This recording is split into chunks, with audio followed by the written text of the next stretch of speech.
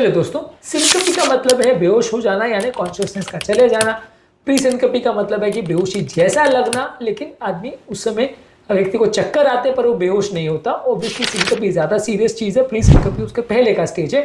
दोनों में एक्चुअल में क्या डिफरेंस है और दोनों में किन किन पॉइंट्स में फर्क किया जाता है, मैनेजमेंट में क्या फर्क किया जाता है, दोनों में किसकी सीरियसनेस ज्यादा है और क्यों ज्यादा है, और overall long term management strategy में क्या फर्क आते हैं, ये सारी चीज़ों पर आज हम डिस्कस करने का प्रयास करेंगे। क्योंकि अक्सर आपके प्रिस्क्रिप्शन में ये चीज़ लिखा होता है कि पेशेंट की हिस्ट्री थी सिनकपी की या प्री सिनकपी की, जिसमें आपको डिफरेंस नहीं पता होता, जिसकी वजह से आपको नहीं पता होता कि किस चीज़ की क्या सीरियसनेस है। इन चीज़ों को आज हम डिस्कस करने का प्रयास करेंगे, क्योंकि चक्कर आना और बेहोश होना दोनों में काफ़ी सिग्निफिकेंट फ़र्क है और ये दोनों में मैनेजमेंट में भी काफ़ी फ़र्क होता है। टॉपिक पर जाने से पहले जो लोग हमारे चैनल पर नए हैं उन्हें रिक्वेस्ट करूंगा कि चैनल को सब्सक्राइब करें, वीडियोस को लाइक करें, शेयर करें, फॉलो करें, कमेंट करें, पूरा देखें। टॉपिक इंपॉर्टेंट है, इसे एंड तक देखिएगा।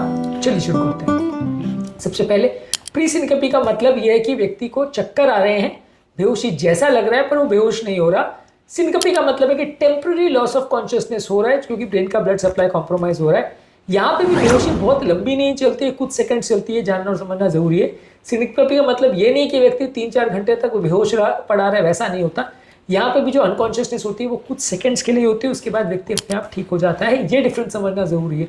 कई बार लोगों को लगता है कि अगर कोई व्यक्ति स्ट्रोक में चला गया, अनकॉन्शियसनेस उसको कई घंटे तो कर चल रही है, वो भी सिनकपी कैटेगरी में आएगा, वैसा नहीं है। अनकॉन्शियसनेस अलग तरह का प्रॉब्लम है, लेकिन सिनकपी और अनकॉन्शियसनेस में डिफरेंस टाइम ड्यूरेशन का होता है। सिनकपी में कुछ सेकंड्स का फर्क होता है और अनकॉन्शियसनेस में आदमी लंबे समय तक बेहोश रह सकता है। कब होश में ना आए, कई हफ्तों तक, कई दिनों तक या कई घंटों तक ऐसा हो सकता है। प्री सिनकपी में होगा कि चक्कर आएंगे, आपको सर पे थोड़ा हल्कापन महसूस होगा, उल्टी जैसा लगेगा, धुंधला दिखाई देगा, पसीना आएगा, टनल विजन होगी यानी विजन थोड़ी ऑब्स्ट्रक्टेड जैसी महसूस होगी, धड़कन बढ़ जाएगी, ऐसा होगा। इसके अलावा अनकॉन्शियसनेस में या सिनकपी में ये होगा कि व्यक्ति सडनली कोलैप्स हो जाएगा, रिस्पॉन्ड नहीं करेगा, हाथ पांव ठंडे पड़ जाएंगे, मसल रिलैक्स हो जाएंगे या मसल की टोन चली जाएगी। ये सारी चीज़ें देखने को मिल सकती हैं। इसके अलावा प्री सिनकपी में कॉन्शियसनेस नहीं जाती, मेंटेन रहती है। सिनकपी में कुछ सेकंड या कुछ मिनट तक अनकॉन्शियसनेस रह सकते हैं, कुछ घंटों तक नहीं, कुछ मिनट तक उसके अपर लिमिट है। रिकवरी का ये है कि अगर आप प्री सिनकपी में कुछ देर के लिए बैठ जाते हो या कुछ पानी पी लेते हो या आराम कर लेते हो तो ठीक हो जाता है। लेकिन सिनकपी में अवेयरनेस या नॉर्मल लाइफ में आने में और कंफ्यूजन स्टेट से नॉर्मल आने में कई मिनट तक लग सकते हैं, कई घंटे लग सकते हैं। कई बार सिनकपी होने के काफ़ी देर तक भी आदमी को मेंटल कंफ्यूजन रहता है, उसको प्रॉपर होश नहीं रहता, जो कि प्री सिनकपी में नहीं होता है। ज़्यादातर प्री सिनकपी होने के कारण लो ब्लड प्रेशर, डिहाइड्रेशन, लंबे समय तक खड़ा होना, थोड़ा सडन पोजीशन चेंज होना और हार्ट के रिदम प्रॉब्लम्स की वजह से ये हो सकता है। जबकि सिनकपी में कई डेंजरस कारण जैसे सीरियस हार्ट का प्रॉब्लम हो, वैसोवेगल रिस्पॉन्सेज हो, डिहाइड्रेशन हो, खून की बहुत ज़्यादा कमी हो या ब्रेन की सीरियस बीमारी हो तो हो सकता है। दोनों के कारण में सीरियसनेस ऑब्वियसली सिनकपी में ज़्यादा होगी। ज़्यादातर केस में प्री सिनकपी में इंजरी नहीं होती, आदमी गिरता नहीं है, पड़ता नहीं है, बेहोश नहीं होता, तो इसलिए आदमी को चोट लगने का चांस ज़्यादा नहीं है। सिनकपी में कंपेरेटिवली लॉस ऑफ कॉन्शियसनेस होता है, इसलिए व्यक्ति को चोट लग जाती है, गिर जाता है और उसकी वजह से इंजरीज होने का चांस ज़्यादा रहता है। ज़्यादातर ये दोनों ही बीमारियों के कारण काफ़ी हद तक सिमिलर रहते हैं। कारणों को हमने एक अलग वीडियो में डिस्कस किया है, दोनों के मैनेजमेंट को और खासकर सिनकपी के इमरजेंसी मैनेजमेंट को भी हमने अलग वीडियो में डिस्कस किया है।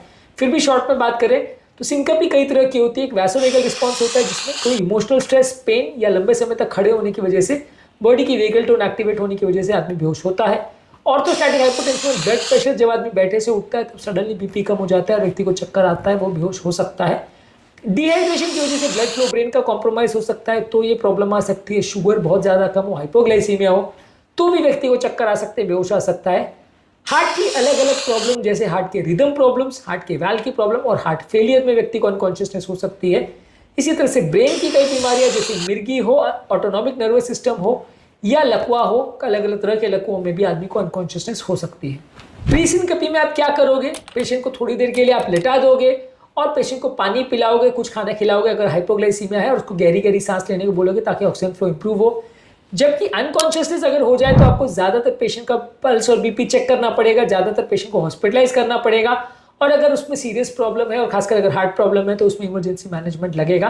यानी प्री सिनकपी में आप डॉक्टर को ना दिखाओ तो चलेगा, लेकिन अगर उसमें भी अगर बार बार हो रहा है तो दिखाना पड़ेगा। सिनकपी में ज़्यादातर चांस ये है कि पेशेंट की कंडीशन सीरियस हो सकती है, तो उसमें आपको तुरंत डॉक्टर को दिखाएं तो ज़्यादा अच्छा है।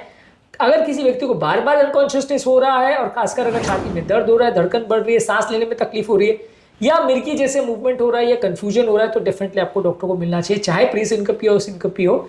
ये साइंस अगर आपको देखने को मिल रहे हैं तो उसमें सीरियसनेस मानने की ज़्यादा हो सकती है।